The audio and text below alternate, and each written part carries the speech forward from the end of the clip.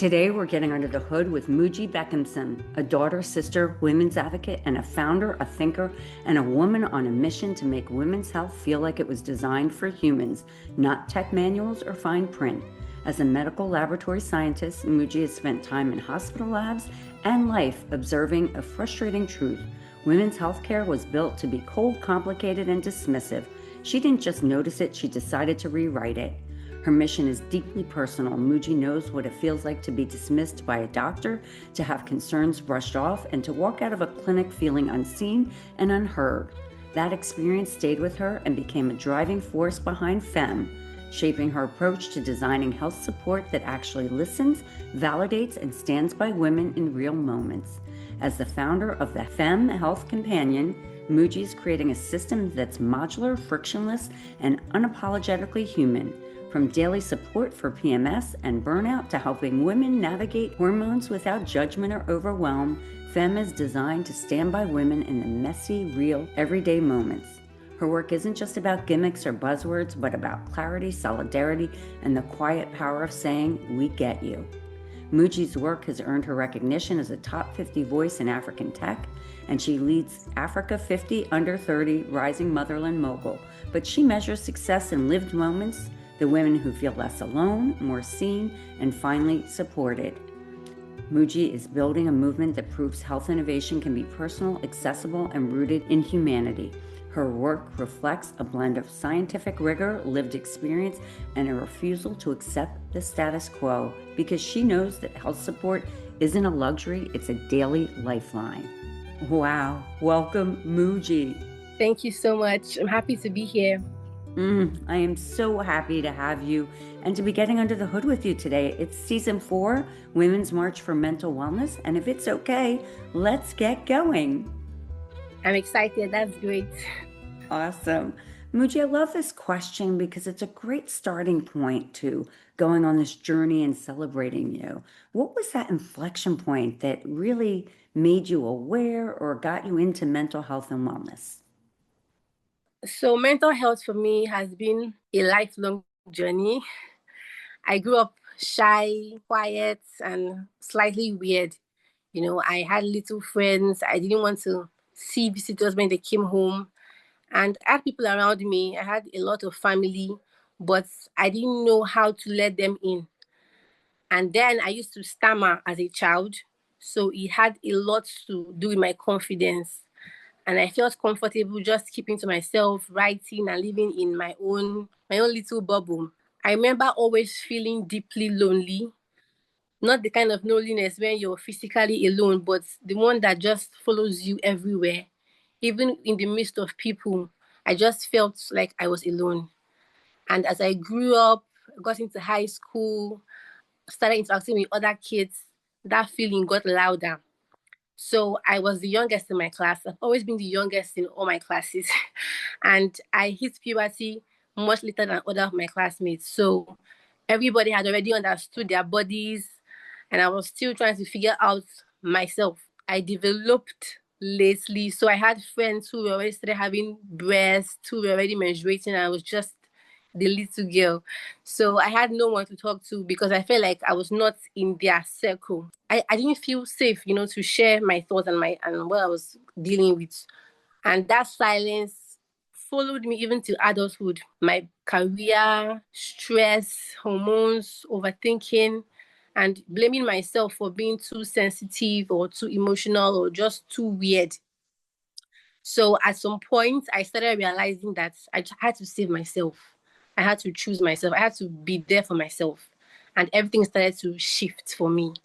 I started paying attention to my body, to what I needed, resting, speaking up for myself, honoring my emotions, and seeing my personality as a strength, not a flaw.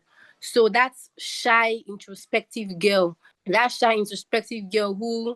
had to be alone, actually taught me how to listen to myself, how to respect my company, how to have boundaries, how to listen to my body all along. So for me, there wasn't really one dramatic moment where I realized, oh, I need to care for my mental health. It has been more of a slow awakening, a realization that this is survival. It's not an option for me. I had to care for myself. I just want to applaud you. And I know that you're very young. It would be great if you could tell the audience where you're from and your age. You are so young. And to have that experience, that profound sense of loneliness as a kid, even when you're around people, I can relate to that. And I'm sure this conversation, there will be a lot of women who say, yeah, that was me. That was me. Because it's so awkward going through all of these experiences and then coming to terms with it and trying to decide to do something about it. And I think, Muji, that is really where I just want to celebrate you for a moment because at such a young age for you to figure that out. I think part of it is your generation. You're so much more Yeah. consciously, so much more conscious. But for you to say, hey, I've got to save myself versus expect that the world's going to kind of change for me. So if you would share a little bit about that, and then let's go on the journey with you. I mean, because the journey is happening right now. Yeah, I mean, it was not an option. I had to survive. You know, being a firstborn child, a firstborn daughter, coming from Africa, there's a lot of, expectations from society for what you become. So it was very necessary for me to choose myself because my first answer touches on loneliness, basically. I had to be my own cheerleader because I had no one to tell me, Muji, you're doing great, right? So I had to pat myself on my back and, just be aware, build boundaries, and learn that I had to be a bit selfish. I had to be a bit selfish and just be there for myself all the time. So that continued to lead me, growing up, choosing a course in university. I even struggled with that because I wanted to be different, basically. I wanted to not be like the others. So that loneliness also led me into what I studied. About all my friends, were rushing to be lawyers, engineers, medical doctors. I was like, I don't want to be with them. I want to be alone. So I don't know how weird that felt, but it actually led me into medical laboratory science because I cared about the sciences, but I just didn't want to be a doctor like everyone else. So I've always felt like I always prided myself in being the odd one out and just choosing the other thing. So all my choices are always in the opposite direction. When I wanted to start a career, even in my business, and I feel like it's really been a strength because it helps me to want to make the difference, right? I see everybody going this path, and I'm like, I want to do something else. I want to do the other different thing. I want to, solve a different problem and just stay grounded and see myself as my only competition, my only standard. So I have a very weird feeling of self-sufficiency. I have been told that I'm a bit proud for my age, you know, but for me, I just believe that it's my world and everyone is living in it. So it's been really interesting, even for me, how I grew from being shy, on my own to just feeling on top of the world. Yeah, that's an amazing thing, and I applaud that. I think it's really interesting, taking the road less traveled and choosing it. But it's interesting, Muji, like I would say at least three times you said I didn't want to go in the direction of the way others did. At the same time, you said that you create this own little world and that you are your own competition. I think a lot of women will relate to that. I think it's really tricky. It would be great to understand, was it a cultural thing for you that you directionally, or was it just an interest thing or wanting to be different? Or just being different. So I think it's kind of philosophical in a way when you think about it, because sometimes we just go in directions. We as humans go in directions. To your point, society, culture brings you and pushes you in a certain direction, and we just go with it until we recognize that we're unhappy. Halfway in, we're in our 40s or whatever, and we're like, oh, we don't like doing that. And you figuring out Yeah. this at your young age. But was that more of a cultural thing, or was that just a you thing? And was it a you in comparison thing? Because I think that's another thing. Women are Yeah. so busy comparing themselves to others instead of just pursuing the things that matter to them. I believe that you can only become what you see, right? And so growing up, I did not see a lot. I was a lonely child, and I also grew up in a setting where we were not exposed to a lot of things. Everything that I wanted to be was just me creating it in my head. So my North Star on this journey has always been me, right? It took me a long time to even start having role models. It even took me a long time to accept that I needed a mentor. So my North Star has always been me, and that has its own disadvantages. I won't lie, but but I somehow managed to navigate through that. And even in my lowest moments, I stayed my own biggest cheerleader, my own critic, my own comforter all at once. And I was always that person that believed deeply that I could find my way out of any dark place if I just kept moving, even slowly. And so I've always been self sufficient, like I said. And it's not really because I wanted to be, but I just had to be. Reminding myself of my dreams, my purpose. And I just knew that there was something more waiting for me ahead. So basically, I think my North Star in this whole journey has been my conviction, the belief that I was made for more and my story was not going to end where I was, rather. And honestly, finding my purpose early in life really helped me hold on because it gave me something to look forward to and something that made all the hard days just make sense. And sometimes the present just felt too heavy, as if it could swallow me. But the future kept me grounded, right? It was my anchor, it was my escape all at once. So what kept me going wasn't just hope, rather, it was purpose. Knowing that someday everything will connect. I'll be able to use my story to support others, through their own storms.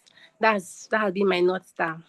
Well, first of all, that's amazing. It's just so amazing. And I want to just ask you, I mean, you're in your 20s, so you are so at the beginning of your journey of life in a way. I mean, you think a little differently about it, but you're so young in your journey and you to have in your 20s have your sense of purpose is amazing. How would you define your purpose, Muji? Having my sense of purpose, it wasn't even at 20 or in my teenage years. I feel I've always been a purposeful child. And in that state of feeling alone, it made me just dig deeper. And because I couldn't talk to anybody, I had to swallow my own thoughts, recreate them, swallow them, recreate them, and just build this life, this whole world for me, right? So for me, purpose is about impact, and purpose is about legacy.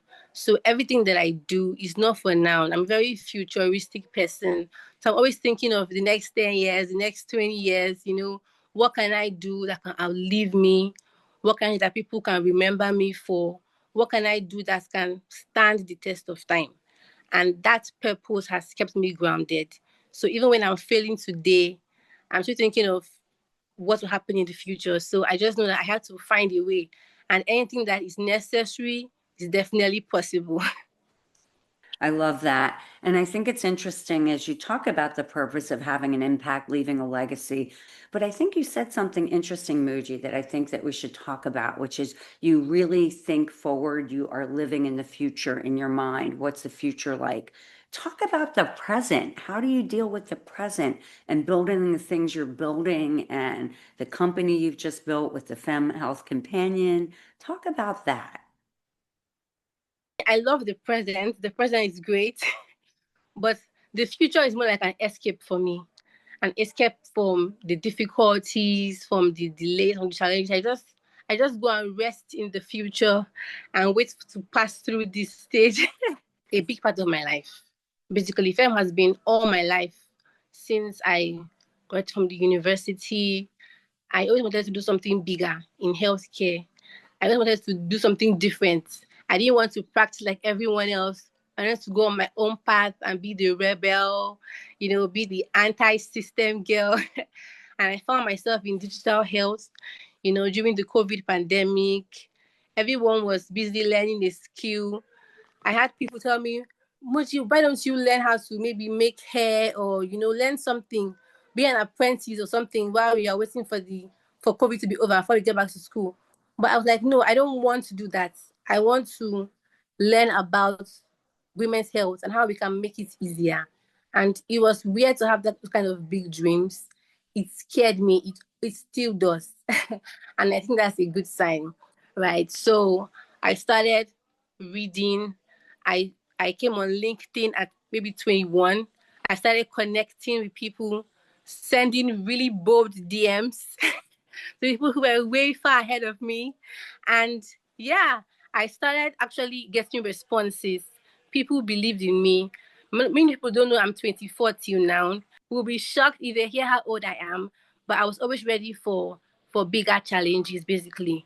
And then when I realized that I really needed to build something was when I personally faced my own dismissal, from the healthcare systems.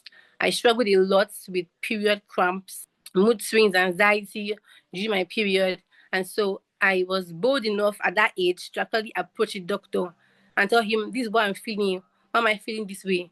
And he looked at me and smiled and said, just get pregnant and escape all of it. So, I mean, I was shocked.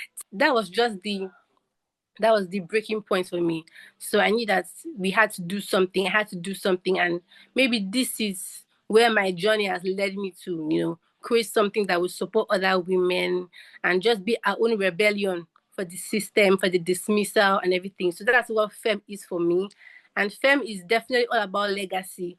FEMME is not about, quick fixes or about scaling or, being the next unicorn.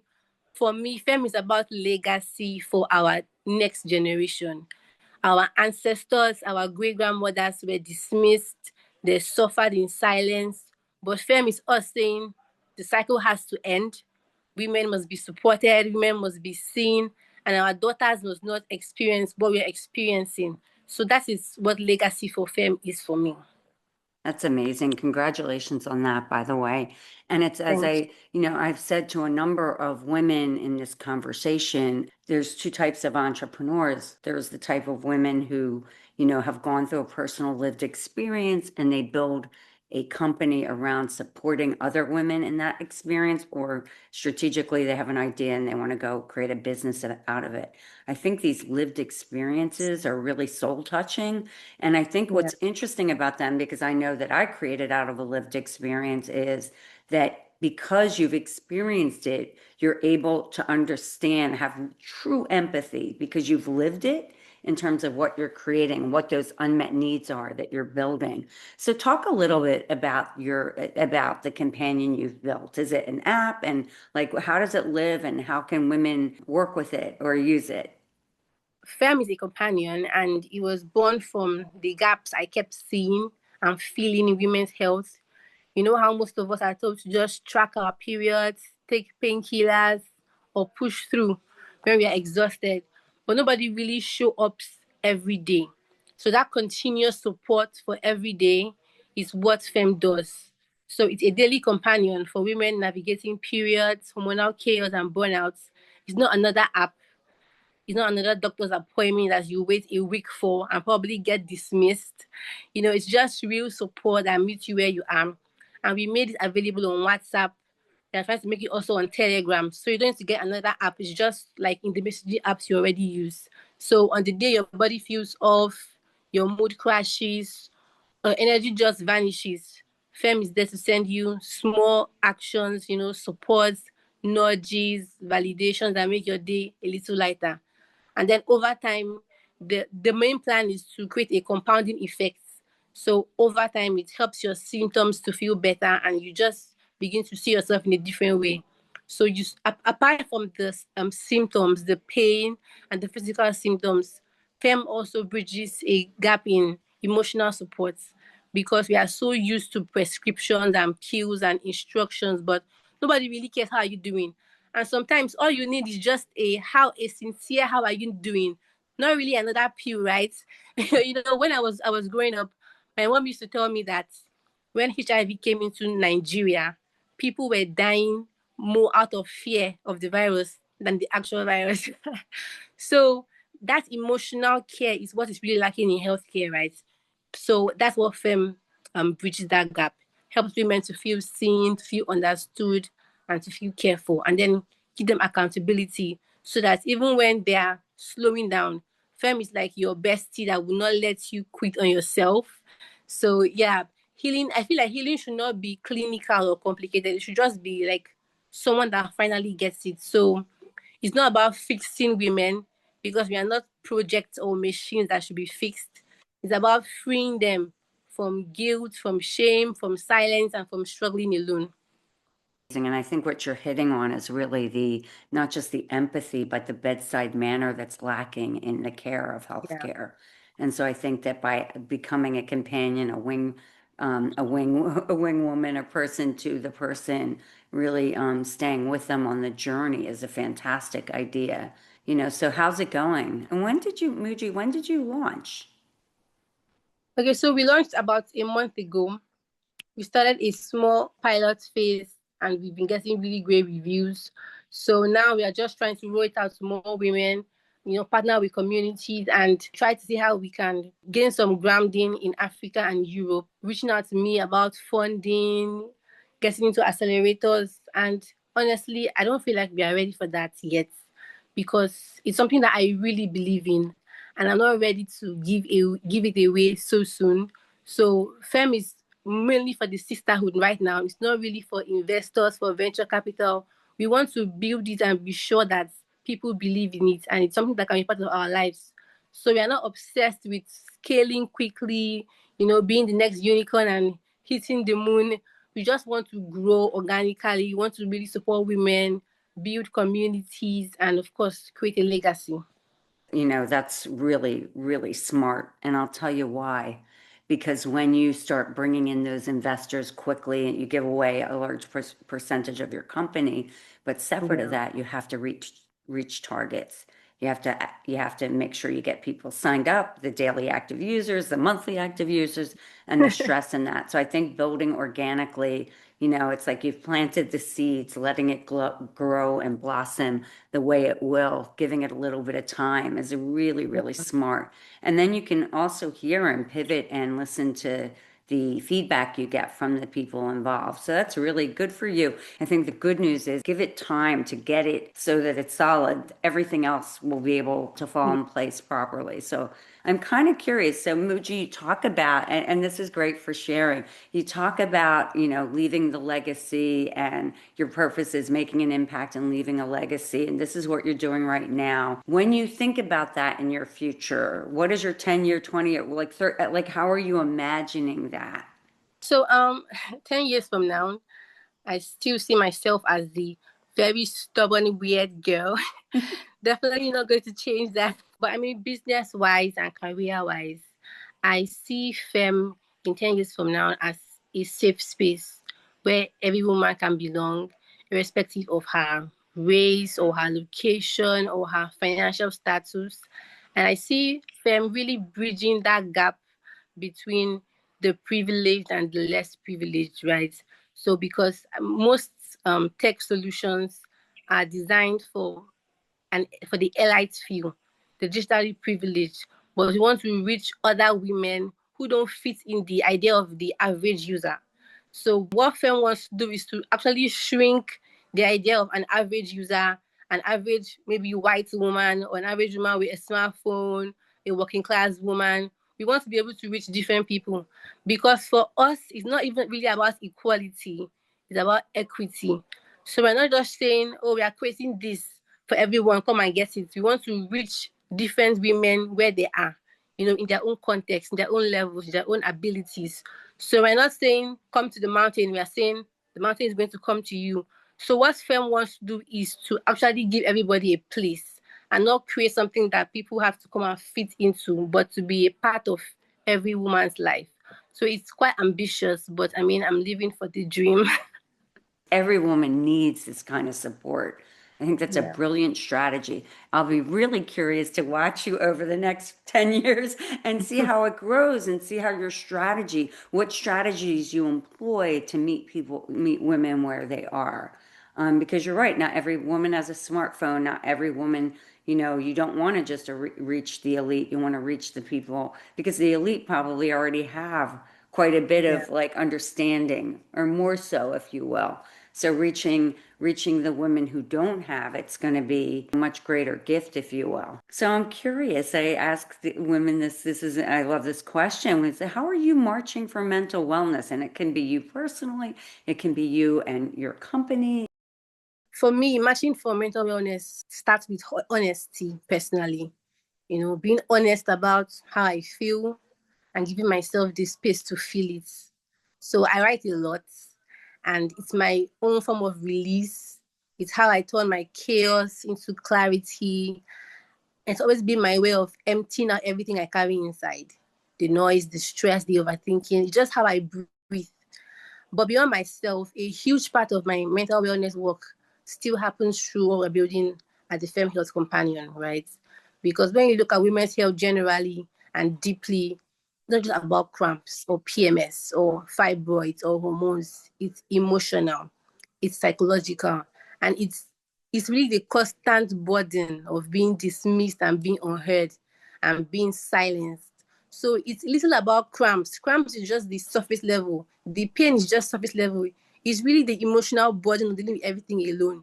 So anytime I remember when the doctor told me to just get pregnant and, make my symptoms go away, it breaks something inside me and it also wakes something inside me at the same time, right? Because it wasn't about the pain in my body. It's about the pain of being ignored, of being told my experience doesn't matter, and having to perform being a superwoman when I'm breaking inside. So it's about stepping away from the toxic positivity, being told that you're strong, you're a superwoman, the pain makes you powerful. And it doesn't make us powerful. That's the part of women's health that doesn't make the headlines. The emotional exhaustion, the shame, the guilt, the pushing through. That's where my work in mental wellness comes in for women's health, right? And so that's why at FEMME, we are building beyond the physical. We are focusing on emotional health too, and the psychological weight that women carry. That's the unseen part. So we create a space where women can feel safe, understood, and supported without being forced to be positive or try harder. Because right now we are just being forced to be positive. I don't want to be positive. I want to lay down in bed. I don't want to be strong today, right? I don't want to be tough. I don't want to be a superwoman. I just want to be Muji. I want to be safe and I want to be supported. So healing is not about pretending. It's about being seen. And we can't be talking about healthcare and healing when we are masking a huge part of it, where we are pretending to be what we are not and trying to be strong and trying to perform. So all of this performative wellness is really what is shrinking core of women's health, right? So we are not crazy, we are not weak, we are just human. And we need to just accept being human. We don't need to be a superhero or something, right? So my work for mental illness is first honesty for myself, and then secondly, accepting that I am human and helping other women accept that they are human because it's collective, it's not personal. It's about shifting how we care, how we support, not as a feature, as a service, but as a human need. So it's about freeing ourselves, right, from the bondage of trying to be great, to be strong, to be tough, and just be human and be okay with being human because that's really what we are. This, what you just said, transcends location. Women Yeah. experience it transcends ages. It's only when you wake up and recognize, because we're always going to be performative. You talked about performative healthcare. We're always going to be that because women, you know, at a certain point we have families, we have to keep going and making things happen. So we're in this sort of autopilot, if you will. But I think to your point of really recognizing that health isn't just a physical thing, it's an emotional thing, and really tending to that garden of emotion and psychology, if you will, is really critical. Yeah. And going back to the really basic thing, which is deeper than it sounds, which is accepting that we're all human and it's okay to not feel well, even if and to your point of like all the things attached to women, the shame, the lack of, the feeling erased or silenced, the not having a voice and not feeling or not being seen, not feeling. It's not feeling, Yeah. it's what's actually happening. We're not being seen. So I think that there's so much there, so much richness. And I think that you're right. This is a challenge in women's health all across the world. So thank you for that. Thank you for that. And I'm not sure, Muji, like as we're closing out, like before I ask my last questions, if there's anything else you want to share about your journey. Something I've really learned to do in my journey. My work is more of outwards towards the women, towards supporting women and their health. But then I try to create a balance so that I'm not projecting my own struggles or my own trauma or my own inadequacies on my work. Because that's something that happens with people who work from their personal experience. Like you said, most founders are building from lived experience, right? So I try to create a balance so that my lived experience does not put my work in a box, because my lived experience has a lot of limitations. It was not always great. It was rough. I felt dismissed. I felt ignored. I felt misunderstood. I've tried things and I failed health wise. So what I try to do is that I process my own emotions separately and still create room for others. So I'm not just stuck in my own lived experience, even though it's the core or the foundation. I'm open to listening to other women's stories, refilling my cup, right? And just allow my work to also heal me.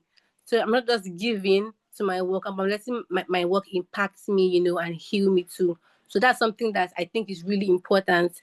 I just wanted to bring that in there for anyone who is building from lived experience, to actually open yourself up. And your experience is great, it's powerful, right? But there should be room for more, because it's not always going to be about you and what you've experienced. But when we listen to others and create room to let other people's voices, other people's insights and opinions contribute to our work, it really makes a whole lot of difference. I think it's interesting that you say the lived experience. It's not just about mine. I have to be open to listening to others. I think the thing that the lived experience does tell you is you have this sort of aha moment. There's got to be thousands, millions of other women who are going through it. I think that's the thing that you recognize. You're taking your lived experience and you're recognizing, you're connecting the dots that this is not me alone in my journey. This is what women in general are going through. I think that's an interesting sort of element to sort of consider. And I think you're Yeah. right. It is about listening to others, and then that gives you an opportunity, that gives your idea an opportunity to grow and Yeah. take on new forms and new beautiful shapes. And so Muji, this has been a very interesting conversation. When we finally connected, you're just amazing, and I really applaud everything you're doing and the way you've lived your life and the way you understand yourself. But this is your platform today to give a message to women of all ages, of all backgrounds, of all cultures. Muji, what do you want to leave them with?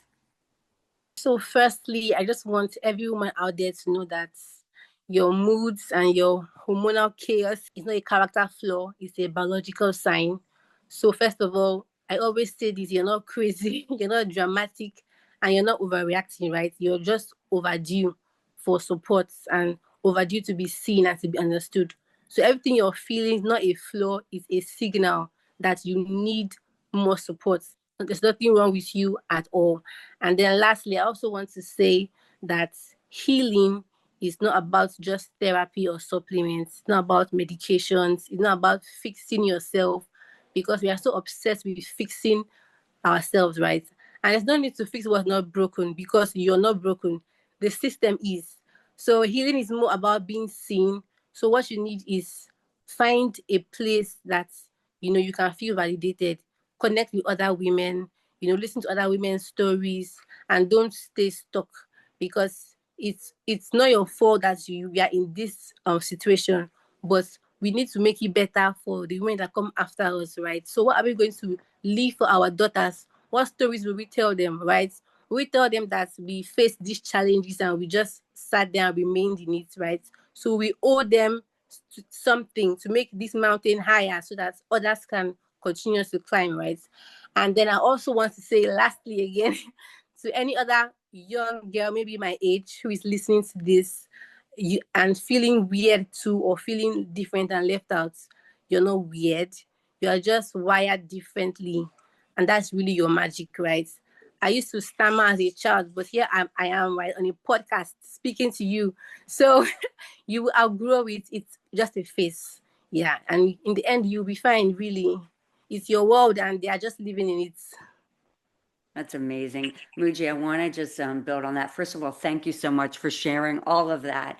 I want to tell you, I think that you're to your point of we as women and our future generations, like, yes, we are born into this system, but it is what, and it's so that is something we haven't been able to control. But what we Yeah. can control is how we shape it, how we show up, setting up future generations. It's really role modeling and being our best selves in that process in a system that wasn't really built for us, right? So thank you, Muji. Thank you so much for getting under the hood with me today. And I look forward to watching you grow, watching FEMME take off and doing all the amazing work you're doing, both on self and in your community.